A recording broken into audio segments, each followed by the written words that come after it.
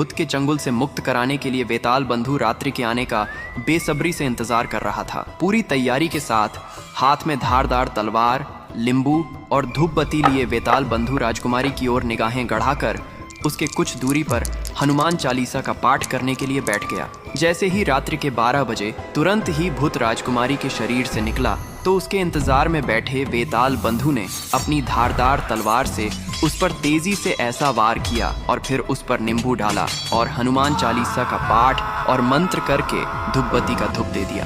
तुरंत ही वह भूत वेताल बंधु के वश में हो गया। अब वेताल बंधु उस नींबू को पानी में बहाने के जाता है, लेकिन जाते जाते भूत ये कहता है, मैं फिर से एक बार जरूर आऊंगा, याद रखना। नींबू पानी में बह गया और वेताल बंधु वापस राजमहल की ओर लौट आया। तब तक सुबह होने का समय भी होने वाला था। राजमहल में जब वेताल बंधु ने राजकुमारी चंद्रकला को जगाया तो हमेशा अचेत अवस्था में रहने वाली राजकन्या तुरंत उठकर बैठ गई, क्योंकि अब उसके अंदर से वह काला छाया निकल चुका था तो उसका प्रभाव भी खत्म हो चुका था। राजकुमारी उठते ही हैरान थी। उसे ऐसा लग रहा था जैसे पता नहीं वह कितने सालों से नींद में थी। जब वेताल बंधु ने राजकुमारी से उसके स्वास्थ्य के बारे में पूछा कि अब तुम्हें कैसा लग रहा है, राजकुमारी ने अपने आप को बिल्कुल ठीक बताया। तब तक सुबह भी हो चुकी थी। उधर राजा भी पूरी रात सोया नहीं था, उसे बस इंतजार था तो सुबह का।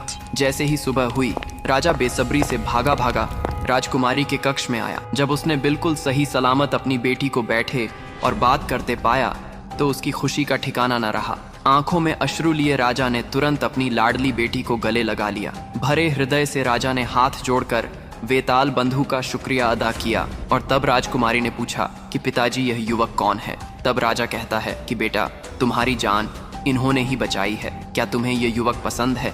राजकुमारी ने तुरंत हाँ कर दी और राजा ने वेताल बंधु को कहा कि हे युवान, आज तुमने मेरी बेटी को बचाया है, आगे भी तुम ही इसका ख्याल रख सकते हो, इसीलिए मैं अपनी बेटी का रिश्ता तुमसे करना चाहता हूँ। क्या तुम्हें मेरी बेटी पसंद है?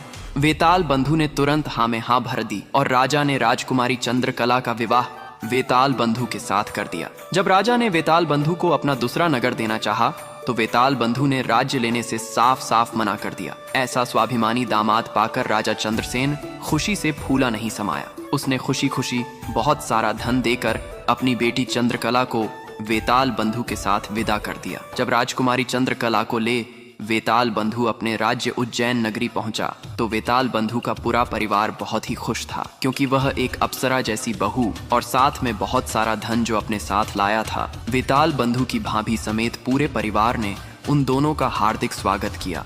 वेताल बंधु खुशी खुशी अपनी नवविवाहिता पत्नी राजकुमारी चंद्रकला के साथ रहने लगा। कुछ ही दिन बाद उज्जैन नगर में एक भव्य समारोह था, जिसमें राजकुमारी चंद्रकला भी अपनी भाभी के साथ समारोह देखने गई हुई थी। तभी मेले में दूसरी तरफ से पास के एक राज्य से पापी राजा विकराल सेन ने प्रस्थान किया।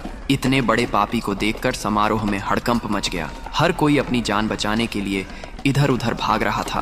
पापी राजा विकराल सेन को देखकर राजकुमारी चंद्रकला भी अपनी भाभी के साथ जब समारोह से भागकर जाने लगी, तभी पापी राजा विकराल सेन की नजर राजकुमारी चंद्रकला पर पड़ गई। राजकुमारी के रूप, यौवन और सुंदरता को देखते ही पापी राजा विकराल सेन उस पर मोहित हो गया।